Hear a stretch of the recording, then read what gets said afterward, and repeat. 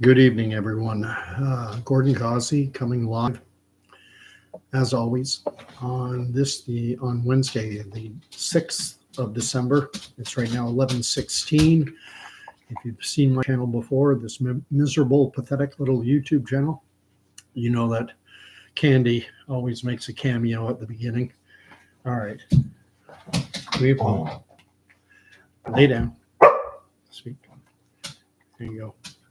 That's how I start my video. She gets a treat, and then hopefully she's calm and relaxed and leaves me be and lets me do my little talk. Start off the way I always do, thanking those who have subscribed, those who have hit the like button, and all that stuff. Trying to inject my voice into the public discourse, and that helps elevate my, I guess, exposure would be the word. So I'm exposing myself. Oh, that's a scary notion. Anyway, going back, my last video, I talked about COVID and how the province of Ontario are incredibly low uptake on the new COVID vaccines. The vaccines went from being incredibly popular when they rolled out. 80 to 90% of the people of Ontario got them. And now the latest booster shot, only 13%, so close to 90% of the people in Ontario, and now they're no longer popular. Popularity is something that waxes and wanes. Things that were popular, people later come to dislike or not trust, and they become unpopular, which springboards me into the topic of today's discussion. What I'm going to be talking about, the fact that support for what I'll broadly speaking call the Palestinian cause is very popular right now. I've mentioned in previous videos the protests. I think they had hundreds of thousands in London, England. There have been large protests across my native Canada and large cities like Vancouver, Montreal, Toronto, internationally. I mentioned London, New York City, Paris, all over the world. The Palestinian cause is popular. Does that mean it's right? Does that mean this is the right view to take? Time will tell. I did an earlier video in which I asked anyone watching to contemplate what a victory for Palestine and Hamas and Hezbollah and the Houthis and all the groups lining up against Israel, what a victory for these groups would mean. And this notion of freedom and human rights, which seem to be the banner and the slogans, all seem to speak to, human rights and things of that nature. Well, would a free Palestine be a bastion of human rights? I think what I suggest in that video is, if you look at Hamas in the Gaza Strip or the Palestinian Authority in the occupied West Bank, but more specifically Hamas in Gaza, Hezbollah in Lebanon, and the Houthis in Yemen, they are all sponsored by Iran. And I would invite anyone to look at what human rights are like in Iran. And is this victory for the Palestinians? And what is victory? What is victory in the eyes of Hamas, Hezbollah, the Houthis? And I will state categorically, victory in their minds means what that slogan everyone keeps repeating says: Palestine will be free from the river to the sea, meaning Israel is gone and it is replaced by a Palestinian state. And the popular notion among many right now is that the Jewish population of Israel, that they're something of an occupying people and that they stole the land from the Palestinians, and the Palestinians are the rightful owners, in a fashion, for lack of a better word, of the land. And so it seems a lot of people would have no issue with Israel as a nation state being wiped off the map and replaced by a new state called Palestine. I think that bespeaks a woeful ignorance of history, but doesn't matter. Popularity doesn't care about facts. Popularity doesn't care about history. All popularity cares about is sentiment, feelings. And feelings in our world today trump facts. We live in a post-truth world.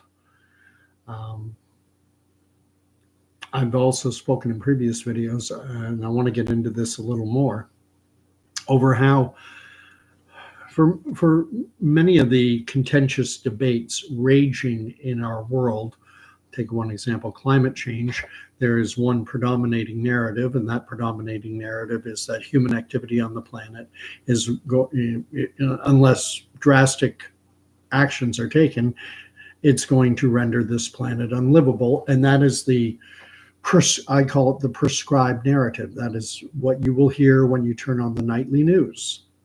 That's what you will hear from government officials. There are voices that counter it, but they're suppressed. And the voices, climate alarmism, those voices are amplified. But in terms of the conflict between Israel and her enemies, I find that there's more balance. You are very likely, you can turn on CNN and you can hear individuals trashing Israel and taking the Palestinian side in a very blatant and obvious fashion. Whereas the only time CNN will give voice to someone who denies the degree of that human beings have an impact on climate change, if they give voice to anyone who expresses that view, it's just in an effort to make them look stupid.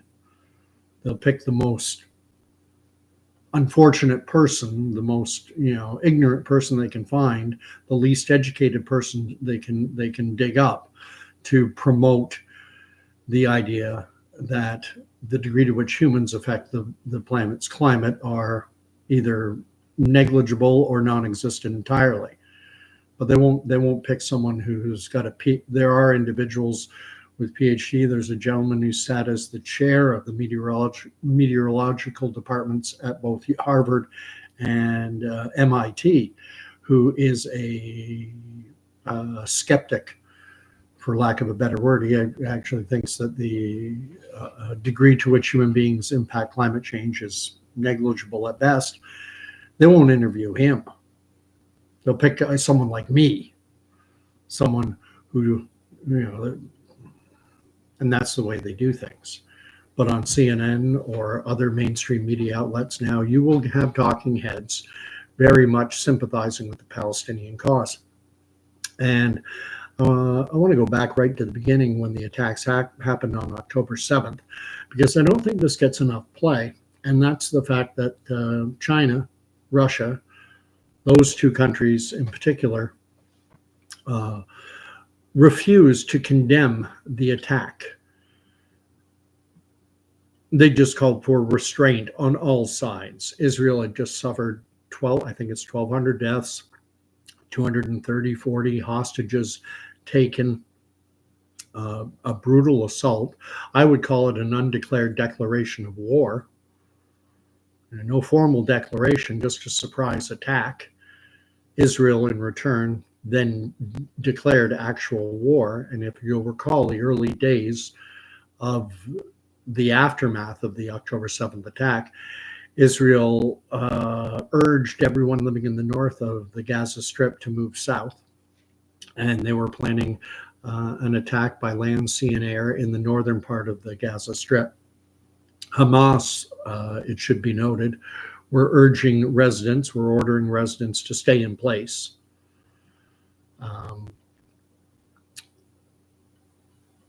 And China came out, and Saudi Arabia and Russia. I mean, there were other countries. Perhaps, Saudi Arabia is an Islamic nation, so their refusal to condemn the attacks by Hamas can be somewhat rationalized and understood. But Russia and China, likewise, refused to condemn the attacks. Simple thing to do. You would think that nation states, prominent nation states like China and Russia, that they would condemn blatant acts of aggression, but they didn't. And the talking point since then has been that, well, Hamas and the Palestinians were justified because of the conditions that the people in Gaza have to live under. And on my own channel, I have said I have no particular issue with describing Gaza as an open air prison. That's one description given of it. And I don't really have an issue with that, but the question has to be asked, why? Why is Gaza an open air prison? Why does it have this big, huge border fence? Why do people traveling in and out of Gaza have to go through all these militaristic or military checkpoints? And there is a reason why. You would need to look into the history, and that's something people don't want to do in today's Twitter world, where we want everything to be given to us in 148 characters or less, or in a 2-3 minute TikTok video. That's the way we want to be informed. We don't want to dig. And so, but if you have the inclination, look at the intifadas, where the Palestinian population in Gaza has gone into Israel and committed acts of terrorism. And so how does Israel protect itself from individuals who Hamas has as a stated objective, from the river to the sea? Read the covenant of Hamas, not their political statement, not their propaganda, but rather read the covenant of Hamas that was written in 1988, which calls for the complete elimination of the Jewish nation state, for Jews to be pushed into the sea, or certainly out of the land, either killed or eradicated, so that an Islamic state, something mirroring what they have in Iran, can be installed and put into place. But getting back to China, how does it serve China's interests to, offer somewhat tacit approval of what happened on October 7th? How does that serve their interests? Well, it bogs the United States as a key ally of both Ukraine and Israel, and it occupies the United States. It bogs them down now in 2 wars. And you have China, which has its eyes on Taiwan. I will be very surprised if at some point in the coming month, in the next year or two, if China doesn't look to retake Taiwan, which they do not recognize as an autonomous state. They have never recognized Taiwan as anything but a part of China. And China's role in influencing public opinion, I don't think, should be understated. TikTok, which I mentioned already, is that company that everyone uses, not me. I don't have a smartphone. So I don't have a cell phone with apps on it like TikTok. But broadly speaking, I know how it works, but I also know it's a Chinese company. Most people will know that TikTok is a Chinese company. That gives them enormous influence, an enormous capacity through the promotion of content to influence public opinion on all manner of things, including the war in Israel. They can get the the information, whether it's based in fact or not. They can, if it's pro-Palestine, they can amplify it, and likewise those videos that speak out supportively of Israel can be throttled.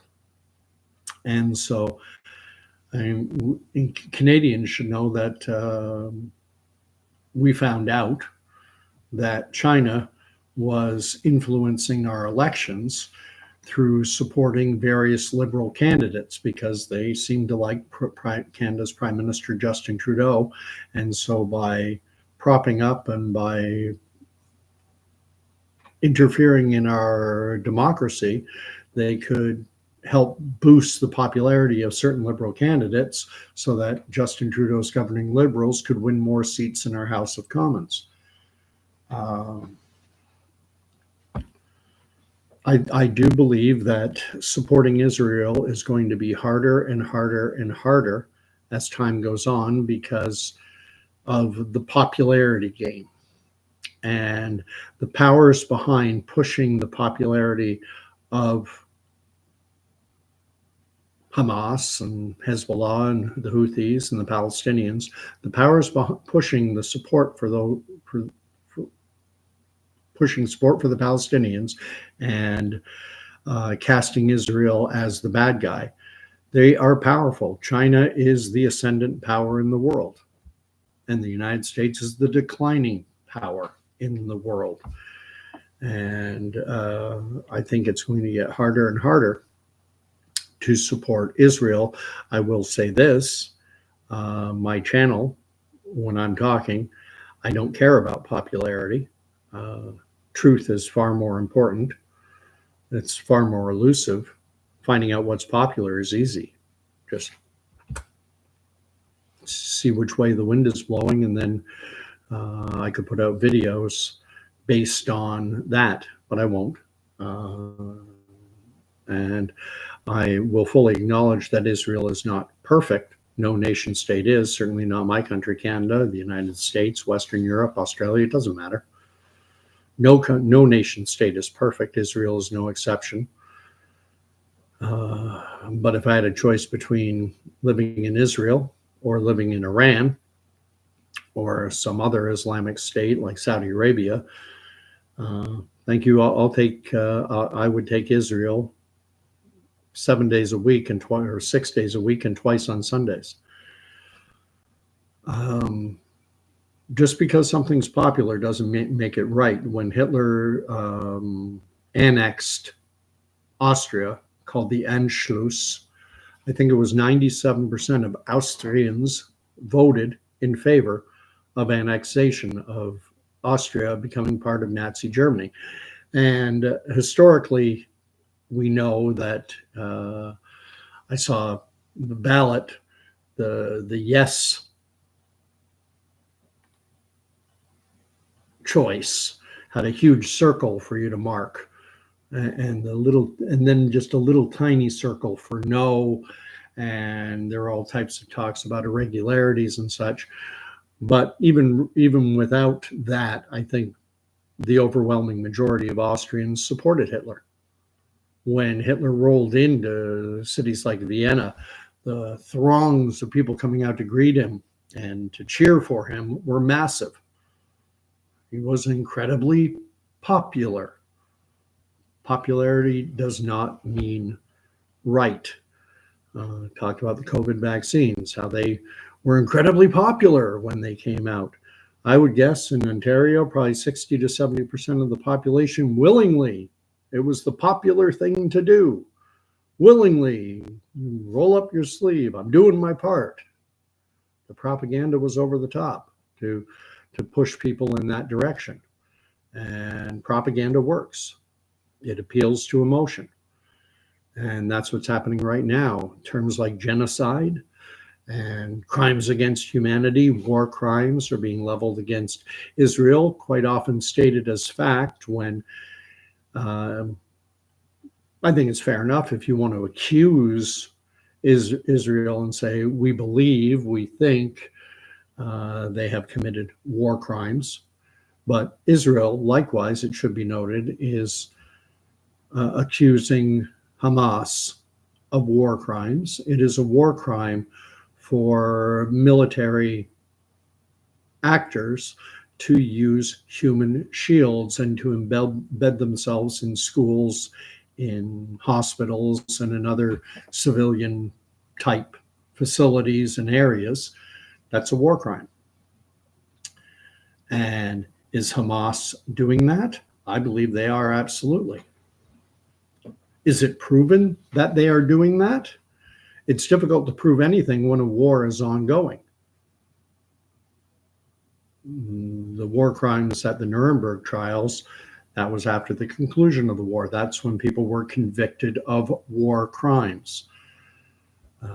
Ultimately, were war crimes. Some people have said that the Allied powers committed war crimes in World War II with the carpet bombing of Dresden. However, history favors the winners. So the Allied powers were never formally charged with war crimes for the bombing of Dresden. Whoever wins the war gets to prosecute. I mean, I've talked about it in my previous videos about how the American Revolution, if the British had won that war, the likes of Nathan Hale and George Washington and Paul Revere and the revolutionaries of the American Revolution, had Britain won, they would have been deemed, as in today's vernacular, they'd be called terrorists. But because they won the war, they're now the founding fathers. History is a funny thing. Favors numbers, and it favors the victors. Who's going to win in this battle between the Palestinians and Israel?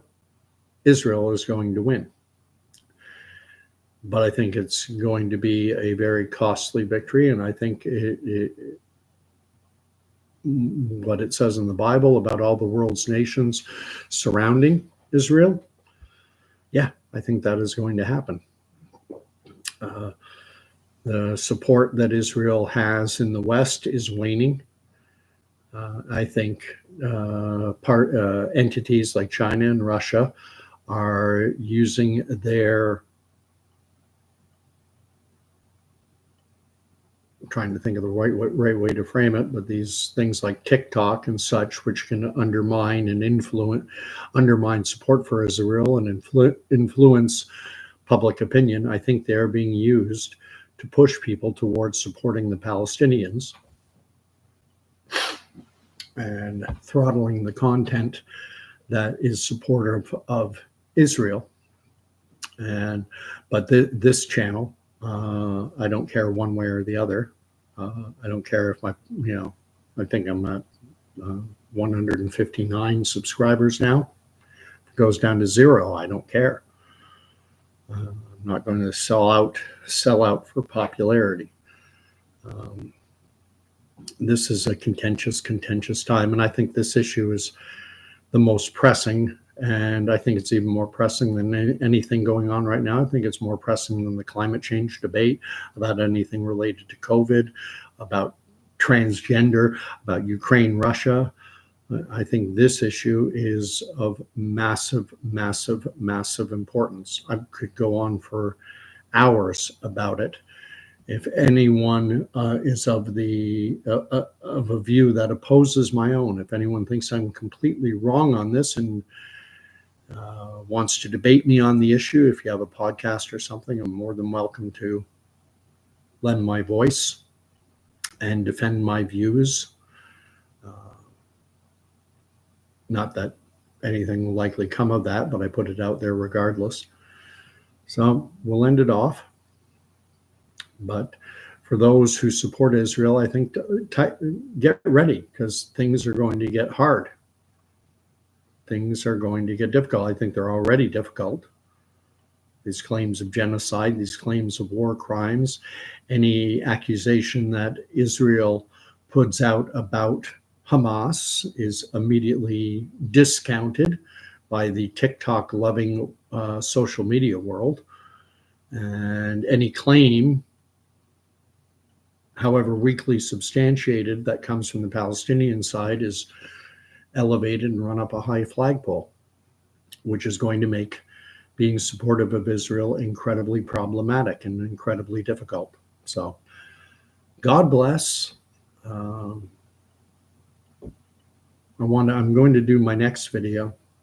I was thinking of doing it on this tonight, but my next video, I'm going to talk about anti-Semitism, because the reason, I think, part of the reason, at least, and I think it's a good chunk of the reason why support for Palestinians is so high and support for Israel is so low among the general population, is because I think anti-Semitism, which I prefer to call hatred of Jews and all things Jewish, and certainly Israel, hatred toward Jews is, I think it's somewhat endemic in our population. And I think there are a number of reasons why, which I'll enumerate in my next video, and I will do my best to debunk them. I don't like that term particularly, but I'll argue against them about why hatred toward Israel and all things Jewish, to a degree, it's understandable, but just because it's understandable doesn't make it right. I can understand why Southern Americans were racist toward blacks. I can understand the reasons why. That doesn't make it right. And I can understand why there's so much hatred toward all things Jewish and Jewish people. Well, I can dig down deep enough to get at some of the root causes of it. That doesn't justify it, and that doesn't make it right. So I'll leave it there. Keep it under 30 minutes, one of my shorter ones. And again, I do appreciate the likes and shares and subscriptions and things of that nature. But I'm not going to sell my soul for them. If you want to give me a like or a subscription, I do appreciate it. And we will talk to you later.